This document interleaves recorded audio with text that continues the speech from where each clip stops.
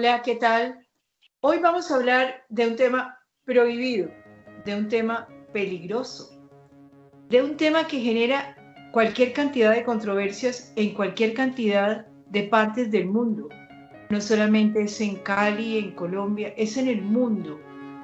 Un tema que nos genera una mirada ancestral, una mirada al presente y una mirada al futuro. Un tema que golpea cantidades. Vamos a hablar de el cannabis o popularmente de la marihuana. La marihuana. Y todo lo que genera esa sola palabrita es peligroso. Pero yo necesito tener aquí un experto. Aquí no vamos a hacer elucubraciones ni vamos a dar opiniones. No, vamos a hablar con un experto que nos pueda decir realmente todo lo que hay alrededor de la marihuana, del cannabis.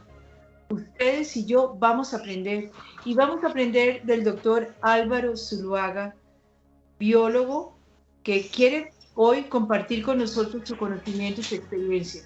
Álvaro, muchas gracias por estar aquí. Gloria, un lindo día para ti. Muchísimas gracias por la oportunidad que me das de compartir parte del conocimiento que tengo sobre esta planta. Y bueno, lo más importante es que las personas que nos acompañan hoy en tu programa pues se lleven información clara, precisa, coherente también sobre este tema que hoy en día es tan lleno de controversia. Listo, eso me parece que es increíble porque hasta hace unos días teníamos el escándalo de la senadora que en Colombia dijo que ella fumaba marihuana todos los días o consumía marihuana todos los días. Vamos a hablar de esos temas y vamos a mirar qué conclusiones podría sacar cada una de las personas que nos vean. Pero Álvaro, ¿quién es Álvaro Zuluaga? Empecemos por allí. ¿Quién es Álvaro Zuluaga? Bueno, Gloria, antes que nada soy un ser humano que está en una búsqueda permanente de ser una mejor persona cada día, de fortalecer mi corazón también para que cada día que llevo a cabo este ejercicio de acompañar procesos terapéuticos lo pueda hacer de una manera con la mejor disposición posible. Es claro que si tú estás bien puedes ayudar a los demás, si tú no lo estás pues difícilmente puedes dar la mano. Entonces constantemente estoy en ese propósito de trabajar mi ser interior, mi conciencia, mi corazón. Me gradué como biólogo de la Universidad del Valle. Me especialicé en la parte botánica, pero actualmente me dedico al servicio y el servicio específico en salud. Acompaño a personas que están buscando recuperar su salud, su bienestar, todo enfocado desde lo natural. Esa es la razón por la cual, a raíz de una situación personal que viví en temas de salud también, pues me conecté mucho más con la planta, estudié mucho más la planta de cannabis. Y esa experiencia personal me permite hoy en día compartir conocimiento con personas que están buscando el cannabis como alternativa terapéutica, con profesionales de la salud que también cada día quieren aprender más también y quitar ese estigma negativo que le han dado a la planta. Y bueno, no solamente es el cannabis, son muchas otras herramientas que coloco también sobre la mesa para que las personas que están buscando tener bienestar pues lo tengan, se les facilite llevar a cabo ese proceso. ¿Por qué estudiaste botánica? A ver, estamos hablando, tú eres un hombre de 40 años, ¿qué edad tienes más o menos? ¿Te puede Ya, preguntar? gracias, ya voy entrando a los 50 casi. Bueno, un hombre de 50 años que hace 30 años o hace cuánto estudia botánica, es decir, biología. ¿Cómo así que esa carrera no era ni llamativa, ni producía plata, ni nada? ¿Cómo la estudias, Álvaro? ¿Cómo te decides por ella? Bueno, yo creo que puedo decir que la botánica la estudio desde la infancia. Siempre estuve muy conectado y sentía mucho placer y disfrutaba mucho el estar en el campo, ir a la finca, estar en el río, estar en contacto con la naturaleza. Y en el momento de elegir una carrera sentí que era la biología quizás la que me iba como a llenar esa, o a conectarme o a fortalecer esa pasión. Hoy en día intento Pero, a ver, precisamente... interrumpo allí. ¿En tu casa Sí. no te dijeron que se iba a morir de hambre? ¿Usted qué va a hacer? ¿A qué se va a dedicar? ¿Cómo? ¿La biología no produce plata? A ver, ¿no te dijeron eso? Pues fíjate que conté con la fortuna de tener unos padres que tenían un arraigo campesino. Mi papá fue formado en campo, Entonces nunca lo vio como algo extraño. De hecho, para un campesino más bien lo extraño es que la naturaleza se pueda ir a estudiar en una universidad. Eh, pero nunca tuve como esa oposición de parte de mis padres ni ese cuestionamiento. Entonces Sí. conté con fortuna en ese sentido.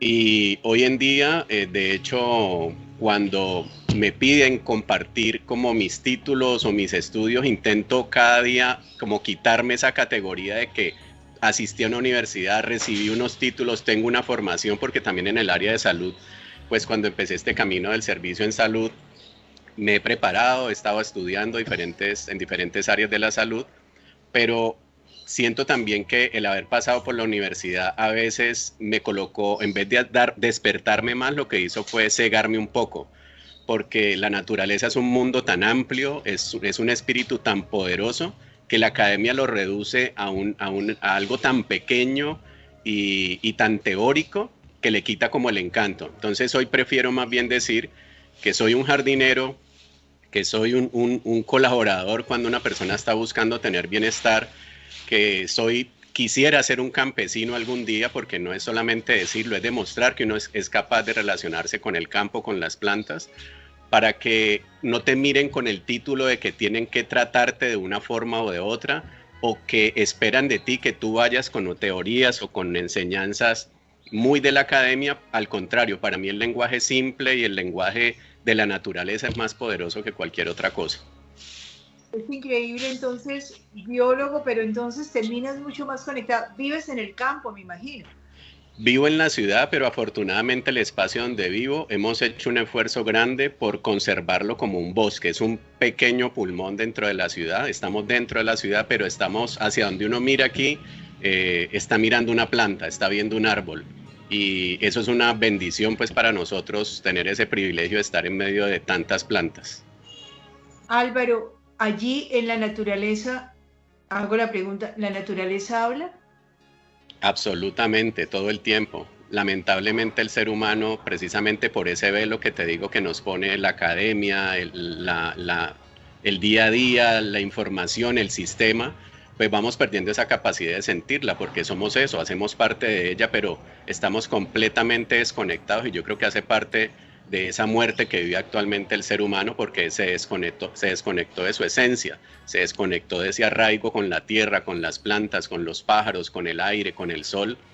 Y es cuando te decía que intento ser mejor persona cada día, conectarme más con eso que llaman amor. Para mí la inspiración es la naturaleza, porque en ella veo la presencia permanente de Dios en mi vida. ¿Cómo tú eres, me dices en tu currículum que lo leí, perteneces a un grupo de especialistas en medicina de cannabis? ¿Eso lo dio la Universidad del Valle alguna vez, ese curso? Sí, correcto. La formación la ofreció la Universidad del Valle. La Facultad de Salud abrió esa oportunidad para médicos específicamente. Por la formación y la experiencia que en ese momento yo tenía, la universidad permite que yo haga parte de ese grupo, y nos formamos un grupo de 20 personas. Creo que, si no me falla la memoria, tal vez 18 eran médicos, tal vez 2 solamente no éramos médicos, no teníamos formación en medicina, pero fue la primera, yo creo que fue la primera oportunidad que se abrió en Colombia para formarse en algo que hoy en día le llaman endomedicina o medicina canábica. Endomedicina porque es una medicina que se enfoca en el sistema endocannabinoide, que de pronto en el transcurso de la entrevista vamos a hablar un poquito de eso. Pero fue el primer grupo en Colombia que tuvo esa formación. La formación fue apoyada por un profesional médico que vino desde España, y bueno, y también por una médico colombiana, la doctora Pineda, que hoy en día pues es una persona que tiene bastante recorrido también en este conocimiento sobre medicina canábica.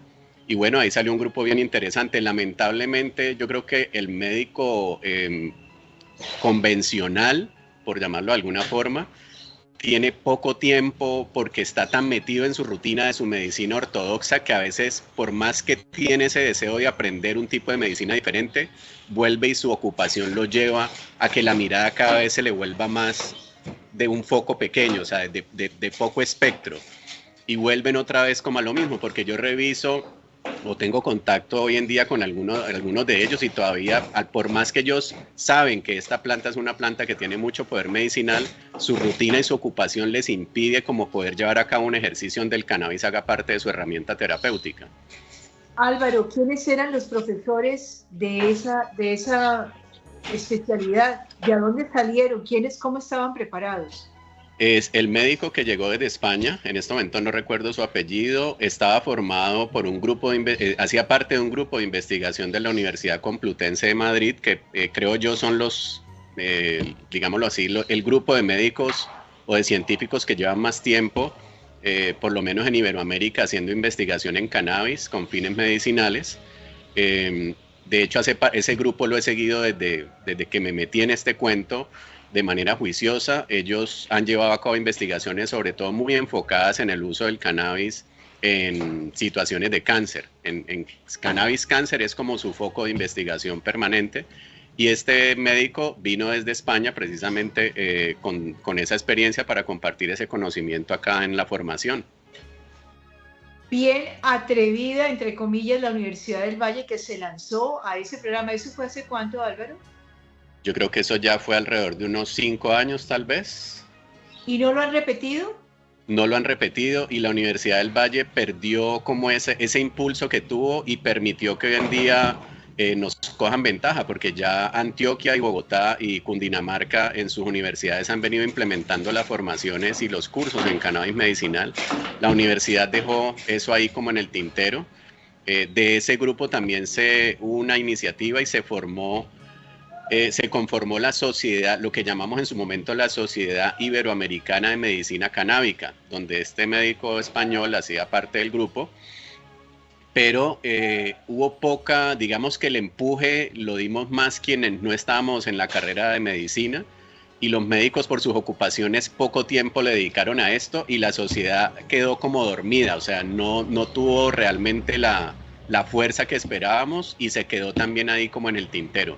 Entonces valdría la pena que esto también sea como un llamado a que los médicos que están en esta línea en la cual se trabaja con el cannabis como herramienta terapéutica, pues haya un propósito también de unirse para que esto sea tenga una visión colectiva desde la medicina. Álvaro, pues el cannabis forma parte de la naturaleza y ha estado siempre. ¿Cuándo se lo empezó a descubrir? Es decir, primero tuvo el tinte negativo y ahora se le está redescubriendo o valorando el tinte medicinal. ¿Cuándo el cannabis o la marihuana empieza a llamar tanto la atención de los investigadores? ¿Cómo es un poco la historia? La historia es la que conozco yo, Gloria, es la siguiente. La cannabis o el cannabis es más bien la planta medicinal más antigua que el hombre conoce, la más antigua. De hecho, hay registros y antiguo imperio chino. Si revisamos los libros de medicina del antiguo imperio chino, ahí estaba el cannabis como parte de su vademecum. ¿De dónde es la marihuana originaria? Ella es originaria de Medio Oriente, ¿sí? Todo lo que es Oriente, Medio Oriente, de ahí es originaria. Luego la planta empieza a viajar por todo el mundo. Dicen que llega a América a través del movimiento de esclavos que llegaron desde el África acá y con los viajes de Europa que se hicieron hacia la América del Sur. Ahí llegan las semillas hasta América del Sur.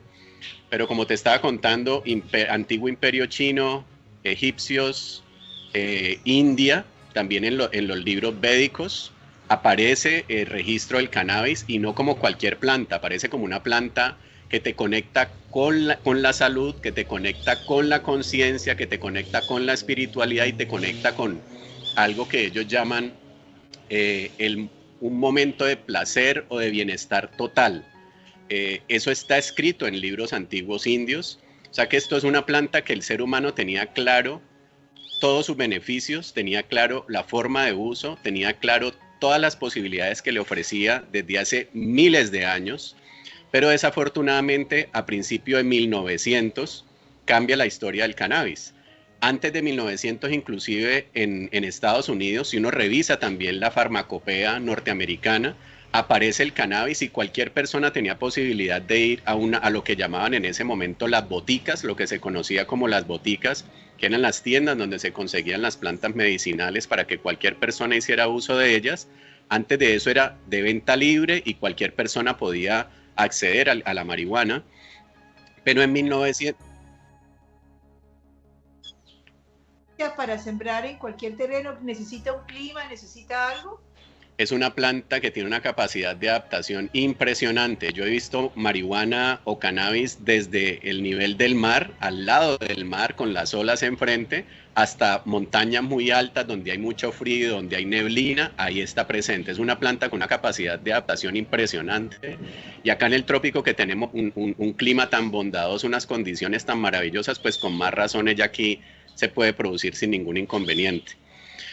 Entonces, te contaba que la historia cambia en 1900, desafortunadamente, como suele ocurrir siempre cuando hay intereses económicos y políticos de por medio, el cannabis le tocó el bolsillo o el negocio en su momento a las farmacéuticas, le tocó el negocio y el bolsillo en su momento a la industria del nylon y del papel, y eso hizo que los grandes empresarios de estas grandes industrias empezaran a presionar al Estado. Tú sabes que eso es un trabajo que va de la mano. Empiezan a presionar a los políticos para que ejercieran una acción de control sobre la marihuana. ¿Por qué el nylon? ¿Por qué tocó al nylon y por qué a ellos? Bueno, esto de pronto es una información. El cáñamo es la fibra de la planta de la marihuana, de una variedad de la marihuana. Entonces, esa fibra de la planta en su momento se utilizaba para hacer los cabos de los buques, todas esas cuerdas con las que los barcos se amarran para sacar el papel. Tal vez el papel de mejor calidad que existe en el mundo es el papel elaborado con la fibra del cannabis o del cáñamo. Entonces, estaba tocando esas dos grandes industrias, quitándole clientela a la industria farmacéutica y quitándole posibilidad de negocios a la industria del nylon. En su momento era la DuPont, que todavía es una empresa pues que maneja el nylon sintético, y ejercen una presión muy fuerte para que los políticos empiecen a imponer un impuesto para que toda persona que quisiera acceder al cannabis, tal cual como está ocurriendo hoy en día, Gloria, que el ejercicio es métale un impuesto. Entonces, funciona más para que haya un beneficio económico para las grandes industrias, colocarle unas limitaciones, colocarle una normativa para que deje de estar al alcance de las personas y se convierta en algo que está disponible solamente o que es de manejo para las grandes industrias. Ahí cambia la historia del cannabis. Vamos a continuar ahora después de comerciales.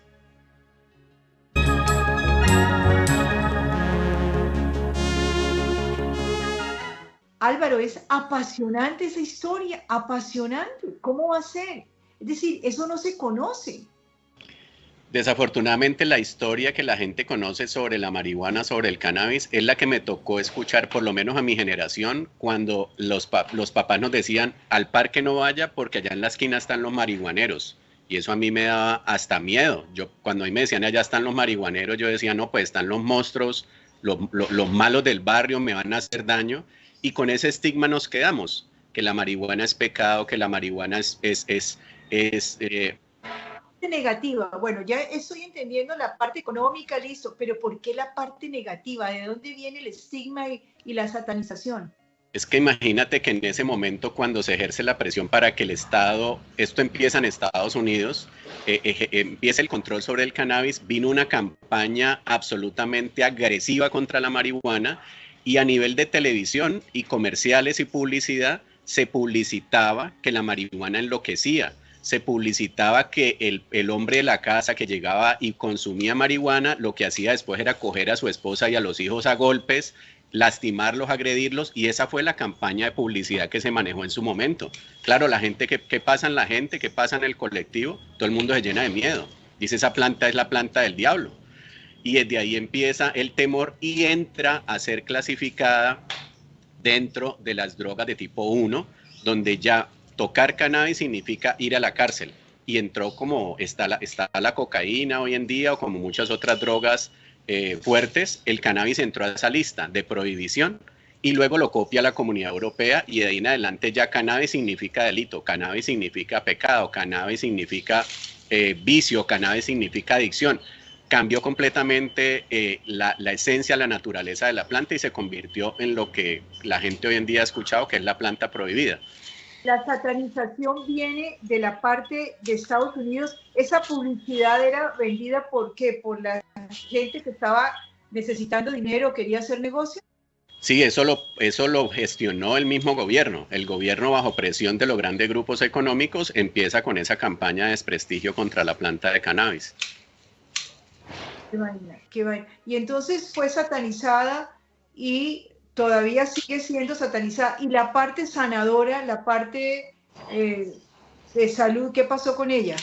Bueno, solamente hasta los años 80, afortunadamente, un médico de origen búlgaro llamado Rafael Mechoulam, que es considerado el padre del cannabis medicinal, el profesor Mechoulam, que se radicó posteriormente en Israel, se convierte en el hombre que saca nuevamente a la luz las grandes bondades de la marihuana.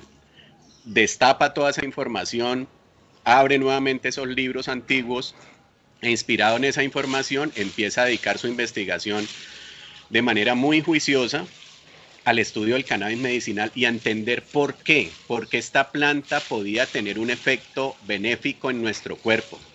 Y es Rafael Mechoulam en sus investigaciones quien descubre algo maravilloso, y fue algo que te mencioné hace un rato, y es descubre que nuestro cuerpo tiene un sistema cannabinoide o un sistema que produce principios activos que él denominó cannabinoides.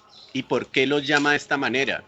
Porque al estudiar la planta de cannabis de manera muy juiciosa, se da cuenta que esta planta es una farmacia completa y entre los principios activos que ella produce unos principios activos denominados cannabinoides, que cuando él compara los que produce nuestro sistema cannabinoide con los que produce la planta, prácticamente eran idénticos. Quiere decir que nuestro cuerpo comparte maravillosamente esa coincidencia con la planta de producir unos principios activos que tienen una función muy poderosa en nuestro organismo. En la medicina convencional, por el tabú contra la marihuana, si hoy en día tú hablas con un médico que no se haya tomado la tarea de investigar un poco sobre el cannabis, eso era un tema censurado en las facultades de medicina. Hablar de marihuana, eso era prohibido. Cuando se hablaba de marihuana entraba en el capítulo de sustancias prohibidas, drogadicción, adicción, etcétera, pero nunca se habló de la marihuana como una sustancia que actuaba dentro del sistema o en el sistema más importante que hoy en día la ciencia está investigando a más profundidad, que es el sistema endocannabinoide.